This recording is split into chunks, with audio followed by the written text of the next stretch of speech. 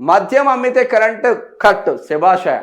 నష్కల్ గ్రామ పంచాయతీ కఠిన నిర్ణయం. బెల్ట్ షాప్ యజమానుల ఇంటి విద్యుత్ కనెక్షన్ కట్టు. వారే వా. ఏ ఏ సర్పంచే నష్కల్ ఏడున్నది చదవాల్సిందే. ఇది 6వ పేజీ. గిదే అసలైన సర్పంచ్. గిట్లుండాలి మా దృష్టిలో. మద్యం అమ్మితే కరెంట్ కట్టు. నష్కల్ గ్రామ పంచాయతీ కఠిన నిర్ణయం. బా సూపర్.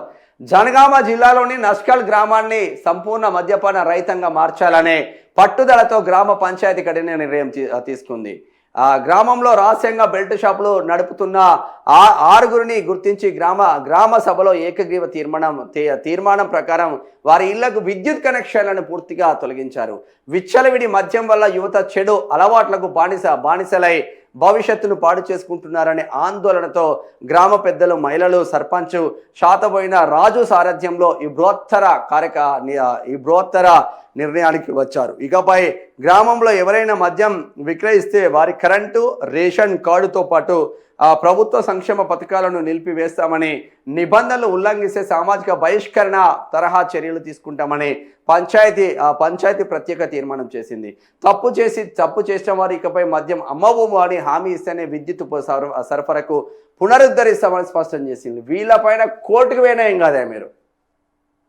ఆ సర్పంచ్కు ప్రజావాయిస్ సెల్యూట్ చేస్తూ ఉంది జనగామ జిల్లాలో. ఒక్కసారి జనగామ జిల్లా మా స్టాఫ్ రిపోర్టర్ గాడిపల్లి యాకన్న ఒక్కసారి ఈ గ్రామ పంచాయతీని మీరు ఒకసారి సందర్శించండి. అక్కడ ఏంది పరిస్థితి, ఆ యువత వాళ్ళ పైన ఎట్లా ప్రభావం పడుతుంది, ఆ తల్లిదండ్రుల వాయిస్ కూడా తీసుకునే ప్రయత్నం చేయండి.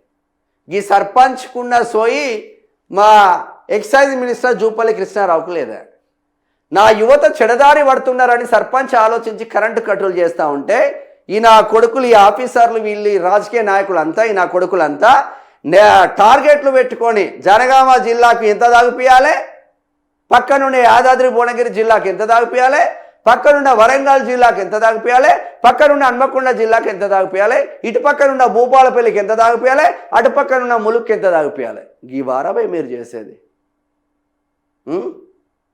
అందుంచే పాలకుడు పర్ఫెక్ట్గా ఉంటే ప్రజలు బాగుపడతారు. పాలకుడు తొక్కుకుంటూ వస్తే ప్రజలు తొక్కబడతారు. ఇక సర్పంచ్కున్న సోయి లేదా మీకు? పోయి నీళ్ళేని బాయిలో బండగట్టుకొని చావండి నన్ను పోయి.